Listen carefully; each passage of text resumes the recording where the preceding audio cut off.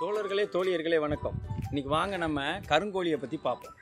இந்த கருங்கோழியை பற்றி சொல்லுங்கள் அப்படின்னு சொல்லிட்டு நம்மளுடைய தோழர் பிரவீன் அப்படின்றவங்க கேட்டிருக்காங்க. வாட்ஸ்அப் மூலமாக இந்த கருங்கோழியை பற்றி சொல்லுங்கள் கொஞ்சம் அப்படின்னு கேட்டிருக்காங்க.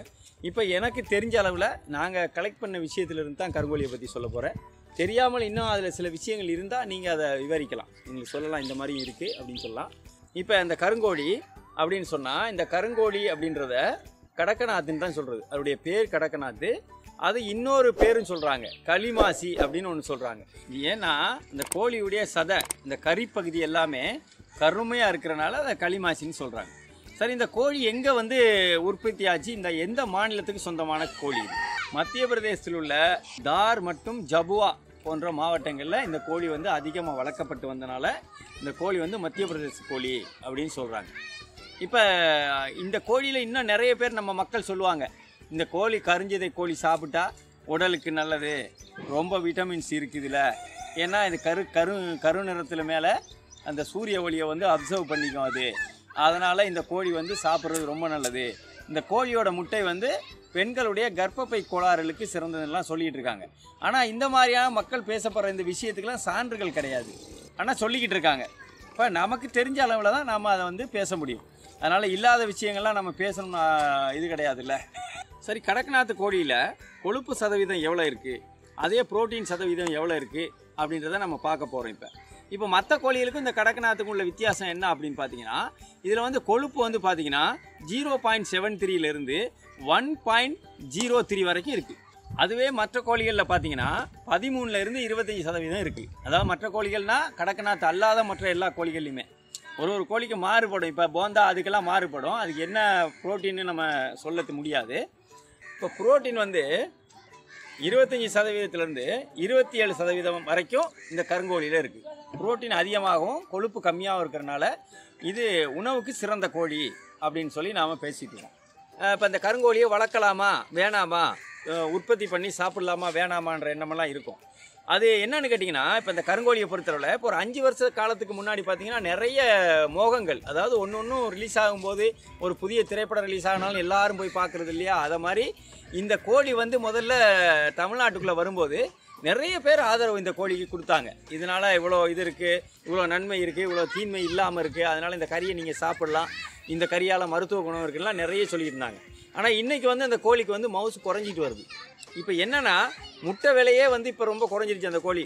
ஆனால் நாங்கள் பெரும்பாலும் அந்த கருங்கோழியை வளங்கன்னு நாங்கள் யாருக்கும் சொல்லலை. வளர்க்குறவங்க விரும்பி வளர்க்கலாம், அதனால் ஒன்றும் பிரச்சனை இல்லை. ஆனால் அந்த நம்மளுடைய ஒரிஜினல் நாட்டுக்கோழி சிறுவிடை அல்லது பெருவிடையை போல் விற்பனை வாய்ப்பு இதுக்கு குறைவாக இருக்குது. ஏன்னா சராசரி ஒரு கோழி 700 800 விற்க வேண்டிய சூழ்நிலைக்கு இருக்குது. இப்போ நம்ம ஒரு நாட்டுக்கோழி வாங்குகிறோம் அப்படின்னா அது ஒரு 500 550 வாங்கிடலாம். இது பார்த்திங்கன்னா ஒரு 700 750 சராசரி ரேட்டே வரும். சின்ன குஞ்சுகள் 150 100 அந்த மாதிரி கிடைக்குது. ஆனால் நோய் எதிர்ப்பு சக்தியை தாங்கி வளருமா அப்படின்னு சொன்னால் அதெல்லாம் நம்ம சொல்ல முடியாது. வெயிலை தாங்கி வளரும், ஓரளவுக்கு வறட்சியை தாங்கி வளரும், அதே நேரத்தில் நோய் எதிர்ப்பு சக்தி அதிகமாக இருக்கும் அந்த கோழிக்கு அப்படின்னு அது சொல்ல முடியாது. அது எல்லா கோழிகளுக்கும் உள்ளது தான்.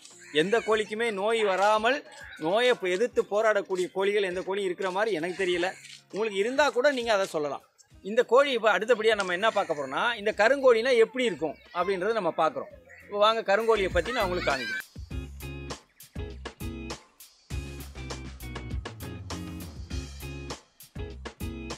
இப்போ பார்த்தீங்கன்னா இதுதான் கருங்கோழி.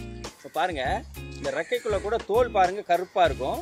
அதே பாருங்கள், இதோட கண் பாருங்கள் கருப்பாக இருக்கும், மூக்கு பாருங்கள் ஃபுல்லாக கருப்பாக இருக்கும், இந்த கொண்டை தாடை இந்த கால் எல்லாமே கருப்பாக தான் இருக்கும். இதுதான் கருங்கோழி அப்படின்னு சொல்கிறது. அதனால தான் இதை கருங்கோழின்னு சொல்கிறாங்க. காக்கா மாதிரியே இருக்கும். இந்த கோழி கறி கருப்பாக இருக்கும். இப்போ இதோட கறி இருக்குது பார்த்தீங்களா, கருப்பாக இருக்கும்.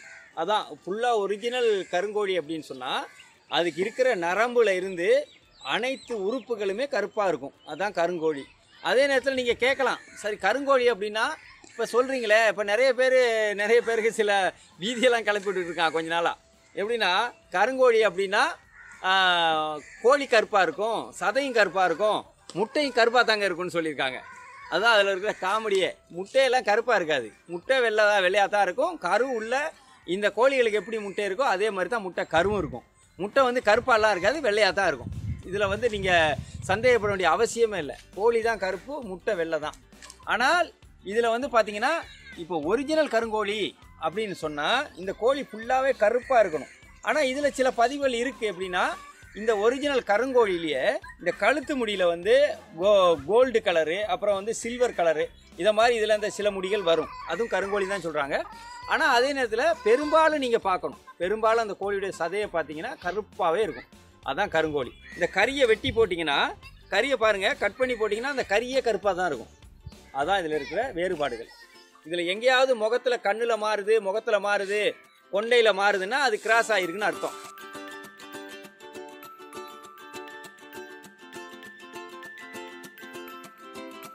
சரி, இந்த கோழியை யாரெல்லாம் வளர்த்தாங்க அப்படின்னு பார்த்தீங்கன்னா, இந்த கிராமப்புற மக்கள், ஆதிவாசியினர், அப்புறம் பழங்குடியினர், இவங்க வந்து இந்த கோழியை வந்து விரும்பி வளர்த்துக்கிட்டு இருந்தாங்க. அவங்க அநேகமாக விரும்பி சாப்பிட்றது இந்த கோழியை தான். இது வந்து பார்த்திங்கன்னா அவங்க இந்த ஃபெஸ்டிவல்ஸ் சொல்லுவோம்ல, நம்ம கோயில்களில் திருவிழாக்கள் முடியும் போது, திருவிழாக்கள் முடிஞ்சோன்னா அந்த கடவுளுக்கு கோழியை வந்து பலி கொடுப்பாங்க. அந்த நேரத்தில் இந்த சாவல் கோழியை தான், சாவல்கள், இந்த கருப்பு கோழிகளுக்கு சாவல்களை வந்து கொண்டு போய்ட்டு அந்த கோயில்களுக்கு பலி கொடுப்பாங்க, நேர்ந்து விடுவாங்க, அந்த மாதிரி வேலைகள் செய்வாங்க. இப்போ பெட்டைக்கோழி வந்து எடைன்னு பார்த்தீங்கன்னா 1 200லேருந்து 1 400 1 500 வரைக்கும் வரும் பெட்டைக்கோழிகள். சேவல் வந்து பார்த்தீங்கன்னா 1 800லேருந்து 2 கிலோ 200 அந்த மாதிரி சேவல்கள் வரும். இதுதான் என்னுடைய எடை வித்தியாசம். சரி, இது ஏன் கருப்பாக இருக்குது இந்த கோழி சதையெல்லாம் அப்படின்னா, மெலனின் அப்படின்ற ஒரு நிறமி இருக்கிறனால இந்த கோழியினுடைய சதைகள்லாம் கருப்பாக இருக்குது. அப்புறம் வந்து இந்த கோழிகள் வந்து அழிஞ்சு வரும் தருவாயில் இருந்தனால அந்த மாநிலத்தில் இருக்கிற அரசு என்ன பண்ணியிருக்காங்க, இந்த கோழியை வந்து வளர்த்து ஊக்குவிக்கணும் அப்படின்றதுக்காக ரொம்ப ஏழை குடும்பங்கள், ஒரு 500 குடும்பங்களை தேர்வு செஞ்சு அவங்களுக்கு இந்த கோழிகளை இலவசமாக கொடுத்து இதை வந்து வளர்க்க செஞ்சுருக்காங்க. அதனால தான் இன்றைக்கி இந்த கோழி வந்து நிறைய இடத்துல இப்போ நம்ம தமிழ்நாடு இல்லாமல் எல்லா மாநிலங்கள்லேயும் இது பெருகி இருக்குது. இன்னொரு விஷயம் என்னென்னா, இந்த கோழி வந்த காலத்தில், அதாவது 2000 இந்த கோழி எல்லா இடத்துக்கும் பரவ ஆரம்பிச்சிது, எல்லோரும் பேச ஆரம்பித்தாங்க. அந்த டைமில் நிறைய பேர் இப்போ ஒரு ஃபேக் நியூஸ் மாதிரி நிறைய பேர் இந்த ஏமாற்று வேலைகள் செய்கிறவங்களாம் நிறைய குரூப் எப்பயுமே இருந்துக்கிட்டே இருப்பாங்க. எல்லா விஷயத்துலையுமே எதடா எப்படி ஏமாற்றலான்லாம் இருப்பாங்க. அந்த ஆளுங்க என்ன பண்ணால் இந்த கோழிகளை கிராஸ் பண்ணி வச்சுக்கிட்டு இதுதான் ஒரிஜினல் கருங்கோழி அப்படின்னு சொல்லிட்டு நிறைய பேரை ஏமாற்றி விற்க ஆரம்பிச்சிட்டான்.